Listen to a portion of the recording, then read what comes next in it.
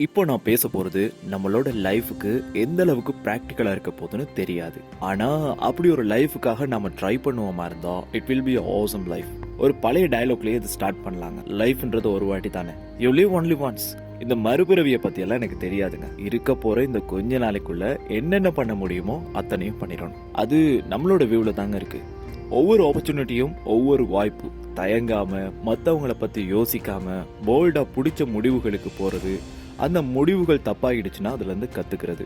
ஏங்க, ஒருத்தருக்கு ஒண்ணு தப்பா போயிடுச்சுன்னா இன்னொருத்தருக்கும் அப்படியே ஆகணும்னு இல்லையேங்க. கரெக்டா?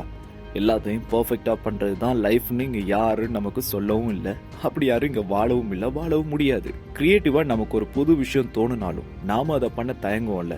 ஏன்னா அது மாதிரி யாரும் பண்ணதில்லைன்னும் போது நம்மளை கலாச்சிருவாங்களோன்னு ஒரு பயம்.